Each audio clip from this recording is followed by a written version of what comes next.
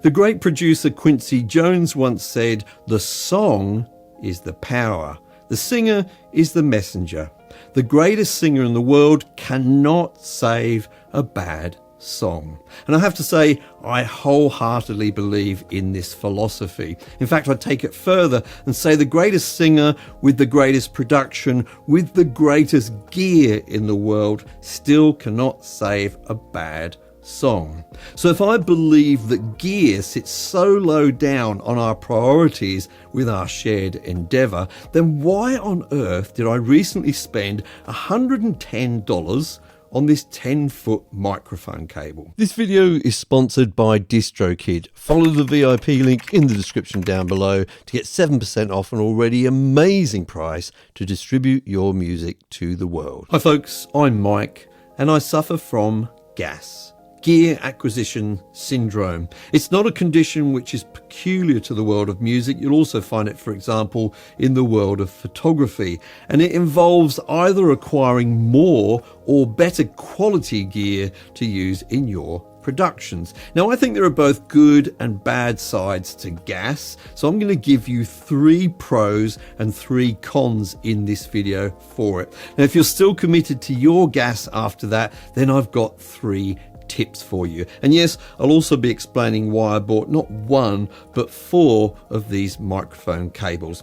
Let's get started with one of the most important cons. Now, I don't know this to be true, but I'm going to ask you to play with it as a possibility, as an idea, because if it is true, it may be one of the more dangerous cons on my list.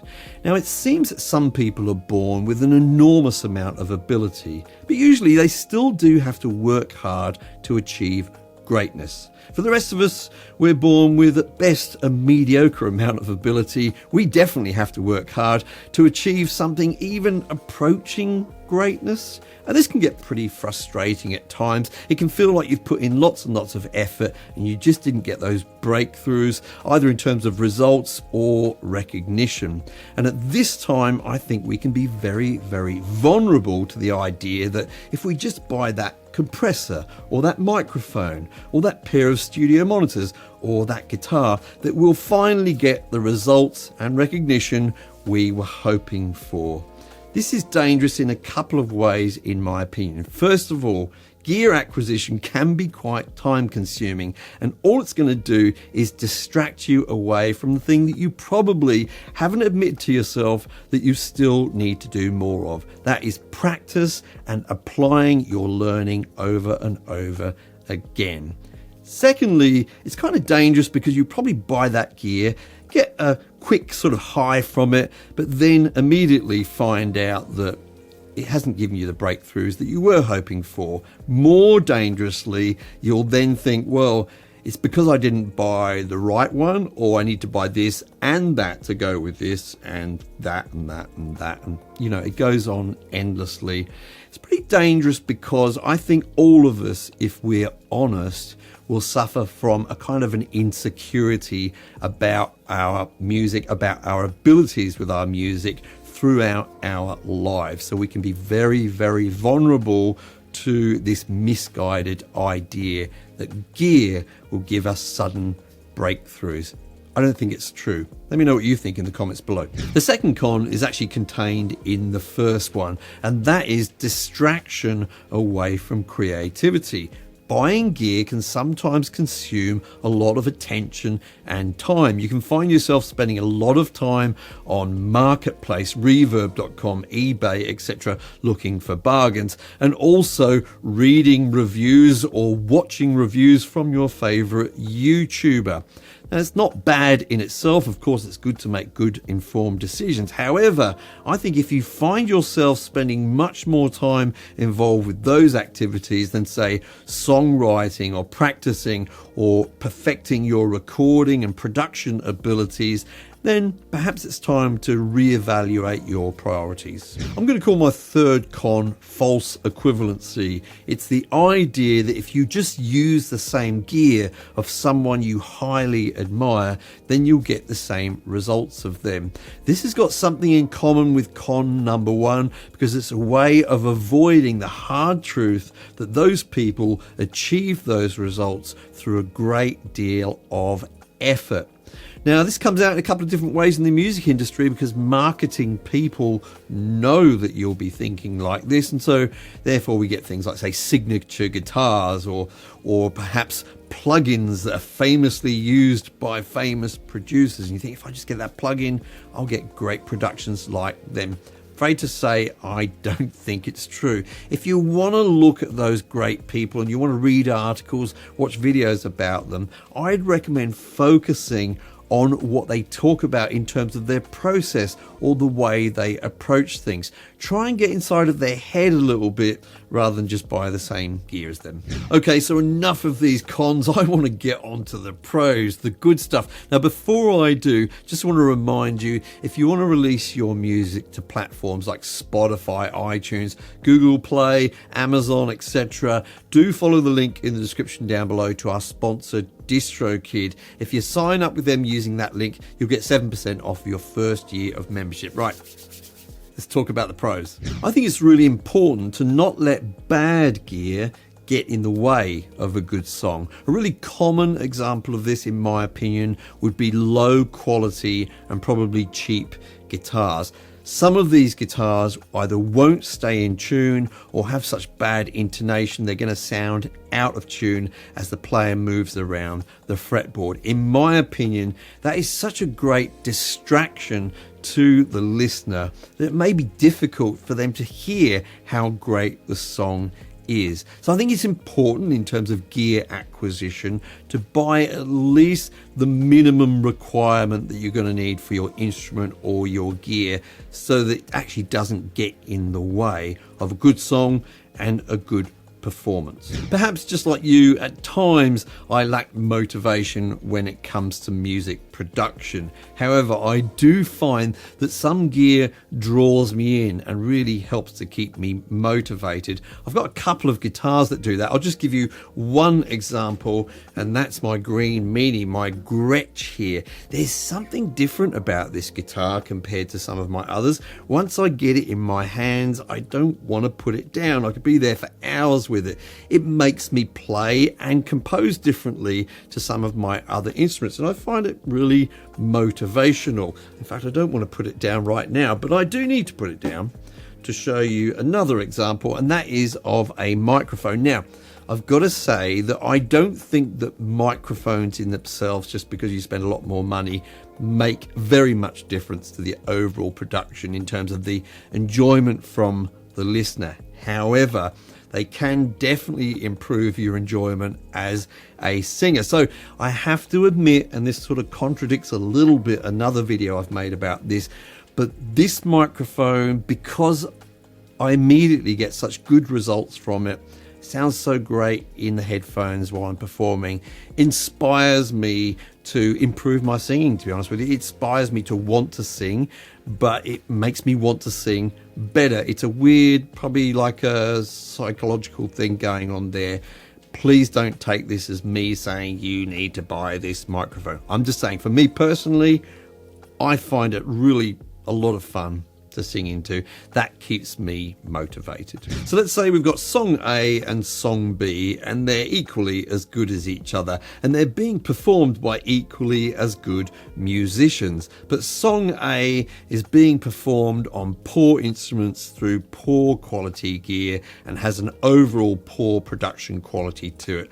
Obviously, it's at a disadvantage to song B. Now, it may be in the margins, but it definitely falls short of song B at this point. And I think when we're talking about gear, this is what we're talking about. We're often dealing in the margins, in those fine improvements that you can get through better quality gear or the right gear for the task. Now, if song A is a great song and song B is a crap song, then obviously all of those refinements in the margins are not going to help at all. But hopefully, occasionally, you do write a good song and you do perform it well. So getting better gear can actually just help it along a little bit. Now, if you're still committed to your G.A.S, then here is my first tip. Avoid debt. I don't think any of this gear is worth putting yourself under the pressure that big debts can put you under. It will probably ruin any enjoyment you may have gotten from that gear anyway, as you lie in bed at night wondering how you're going to pay your bills. Look, just save up for things or sell some things to buy that really prized piece of gear that you want. Unless you're a business who can actually justify getting into debt over this gear because it will create a great profit for you, then I'd highly recommend that you save or sell. My second tip is wait and save. I'm sure, like me, many of you have gone through the process of buying, say, 5 different versions of a particular type of item for your studio, only to settle on the more expensive one, which you knew was going to be the only one that would satisfy you in the end. It's kind of a waste of time and money. I think it's better to stick with whatever you've got at the moment and perfect your skills on that, and then wait and save for the one that you really want. My third tip is about a kind of recycling. If you look around your studio and find that there's gear that you really don't use, then stop hoarding it and sell it to someone else who'll appreciate it. This is a great way to fund new gear acquisitions, and also it helps you to avoid that debt. Now, there's some important things about this as well.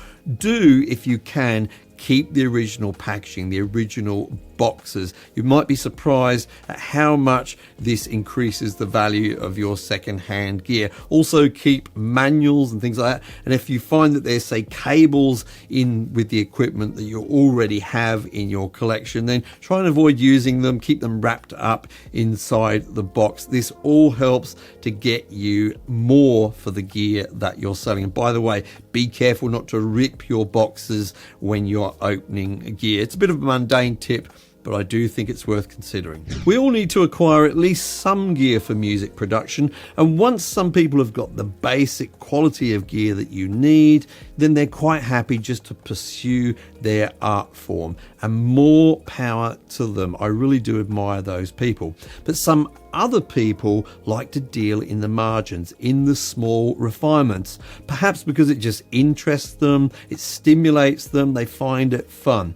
Now, I'm unapologetically kind of in that second group. I don't kid myself for a moment that all of the gear behind me makes all that much difference to my final outcome. However, I kind of enjoy it.